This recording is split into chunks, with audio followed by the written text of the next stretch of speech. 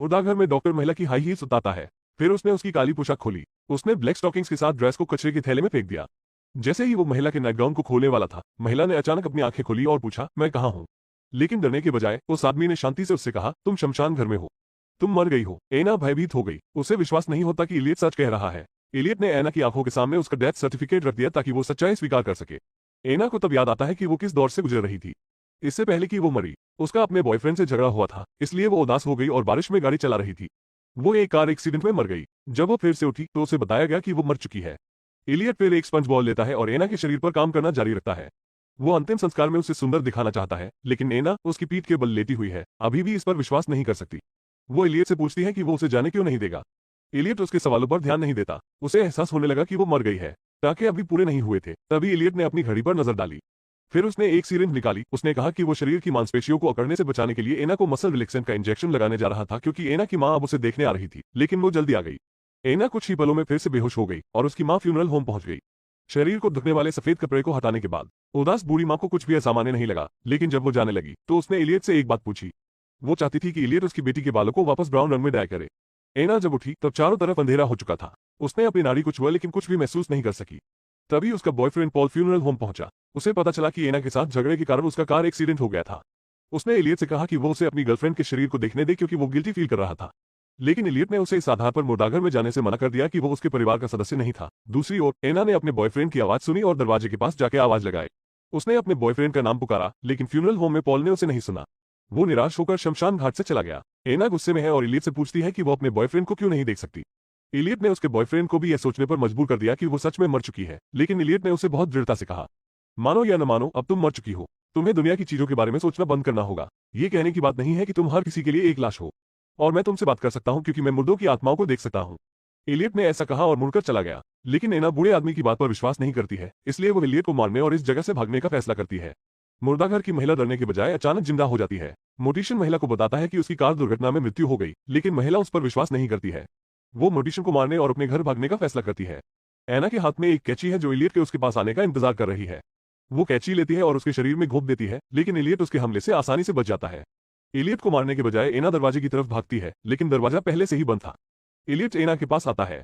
Elliot उसका हाथ अपने पास ले जाता है ताकि वो उसके गले में छुरा घोंप सके। एना की ऐसा करने की हिम्मत नहीं होती। एना उसे मारने का प्लान छोड़ देती है और इलियट एना को बताता है कि तुम मर चुकी हो और तुम्हें 2 दिन में दफनाया जाएगा। वो चाहता है कि एना को पुनर्जीवित होने के बारे में कोई भ्रम न हो। इलियट एना को शांत करने के बाद वो फ्यूनरल होम जाता है और एक बूढ़ी महिला का अंतिम संस्कार करता है। उसी समय एक छोटा लड़का उसके पास आता है। उसने एना की क्लास में एक छात्र होने का दावा किया। उसने सोचा कि यह उसके शिक्षक एना का अंतिम संस्कार था और वो आखिरी बार आकर उसे देखना चाहता था। लेकिन इलियट ने उसे बताया कि एना का अंतिम संस्कार शुक्रवार को होगा। दूसरी ओर एना अपनी किस्मत को दोष दे रही है। वो गुस्से में है और घर में सब कुछ तोड़ देती है। जब इलियट वापस लौटता है और कमरे में गंदगी देखता है तो उसे लगा कि एना ने इस बात को स्वीकार कर लिया है कि वो मर चुकी है। इसलिए उसने कोट उतारा और घर की सफाई शुरू कर दी। तभी एना धीरे धीरे इलियट के कब्रों के पास गई और चाबी चुराने की कोशिश की।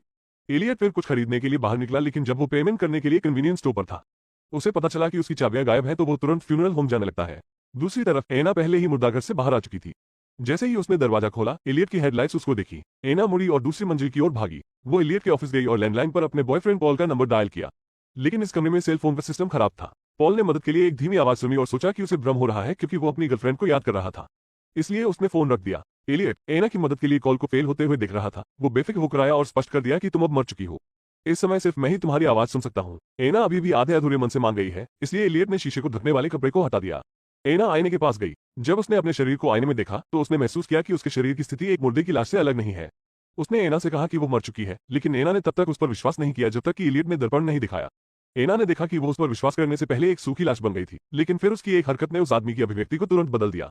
एना ने नीचे देखा और गहरी सांस ली। शीशे पर पानी की भाप आई। उसकी सांसें गर्म थी। इससे पहले कि वो अपना सिर उठा पाती, इलियट ने अपने रुमाल से धुंध को मिटा दिया। लेकिन ये सब खिड़की के बाहर एक बच्चे ने देख लिया था। अगले दिन एना का बॉयफ्रेंड पॉल उसकी मौत के बारे में आता है। वो एना के स्कूल आया ताकि वो उसका सामान ले जाए। पॉल स्कूल में उस बच्चे से मिला जिसने कल रात एना को देखा था। उसने पॉल को बताया कि उसने कल रात फ्यूनरल होम में एना को देखा था। एना ने उस समय लाल रंग का नाइट गाउन पहना हुआ था। पॉल को पहले लड़के पर विश्वास नहीं हुआ, क्योंकि उसे याद था कि एना ने पहले कभी लाल नाइट गाउन नहीं पहना था। लेकिन जब वो घर जा रहा था, उसने सड़क के किनारे एक खिड़की में एक लाल अंडरवियर देखा। तभी उसे याद आया कि एना के पास बिल्कुल उसी तरह लाल रंग की ड्रेस थी। क्या एना वास्तव में मरी नहीं थी? पॉल फ्यूनरल होम के लिए भागा। इस बार उसने एलियट को नजरअंदाज किया और घर में घुस गया, लेकिन मुर्दाघर का दरवाजा बंद था। वो दरवाजे पर झुक गया और अंदर से एना से जवाब पाने की उम्मीद में दरवाजे पर जोर से धक्का मारा।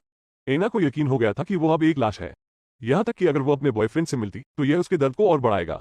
इसलिए उसने बस हार मान ली और उसे देखने के लिए दरवाजा नहीं खोला। जल्द ही एना का अंतिम संस्कार तय समय पर किया जाएगा। उसने आखिरी बार खुद को देखने के लिए आईने में देखा। एना ने खुद को देखा जो जल्द ही दफन होने वाली थी और आह भरी की एक खूबसूरत महिला को दुर्भाग्य का सामना करना पड़ा। लेकिन तभी उसने शीशे पर गर्म हवा की भाप देखी। क्या पानी की सांस का मतलब यह नहीं है कि वो अब भी सांस ले सकती है? क्या ये उसके जिंदा होने का सबूत है? उसने एलियट को डरावनी नजरों से देखा। क्या वो वास्तव में एक साइकोपैथ किलर है? लेकिन इससे पहले कि एना कुछ कर पाती, एलियट ने जबरदस्ती उसका हाथ पकड़ लिया और एना की गर्दन में सिरिंज घुसा दी। कुछ सेकंड बाद एना फिर बेहोशी की हालत में आ गई। इसी वक्त एलियट ने अपना कैमरा निकाला और एना की एक तस्वीर ली। अंतिम संस्कार के समय एना की पलकें कांप रही थी, लेकिन हर कोई अपने दुख में इतना डूबा हुआ था कि उन्हें उसके शरीर के बारे में कुछ भी अजीब नहीं लगा। पॉल, उसका बॉयफ्रेंड, सबसे आखिर में आया था। उसे सम्मान देने के लिए उसने एना के हाथ में हीरे की अंगूठी पहना दी। एलियट, जो पास खड़ा था, इस समय बहुत घबराया हुआ महसूस कर रहा था। उसे चिंता थी कि पॉल एना के शरीर के रहस्य का पता लगा लेगा। पॉल ने एना का हाथ पकड़ रखा था, लेकिन इस समय उसे सबसे ज्यादा ठंडक ही महसूस हो रही थी, जिससे उसे विश्वास हो गया कि एना मर चुकी है। पॉल धीरे धीरे नीचे झुका और जाने से पहले एक आखिरी बार एना को किस किया।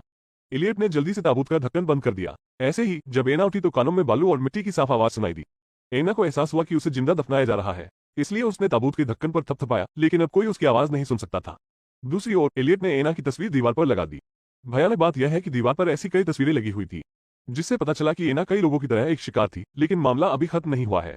देर रात एलियट और पॉल एक पार्टी में मिलते हैं। उसने पॉल से कहा कि अगर तुम काफी तेज हो तो एना अभी भी जिंदा हो सकती है। तुम उसे कब्रिस्तान से बाहर निकालने में सफल हो सकते हो। पॉल के पास इसके बारे में सोचने का समय नहीं था और वो कब्रिस्तान के लिए चला गया, लेकिन उसका अजीब तरीके से कार एक्सीडेंट हो गया। रोशनी की एक बहुत ही अंधेरी कौंध के बाद पॉल उठा और उसने पाया कि वो मुर्दाघर में है। इस समय पॉल, जैसे पहले एना थी, सिर्फ बोलने के लिए अपना मुंह खोल सकता है लेकिन हिल नहीं सकता और एलियट फिर से उसके सामने आता है और उसे बताता है कि यह एक फ्यूनरल होम है। तुम मर गए हो, ये कहानी का अंत है। वास्तव में पॉल और एना का कार एक्सीडेंट कोई दुर्घटना नहीं थी और उनका एक्सीडेंट इसलिए हुआ क्योंकि उन्हें एलियट द्वारा चलाए जा रहे वैन से बचना था और पॉल भी उसी स्थिति में था।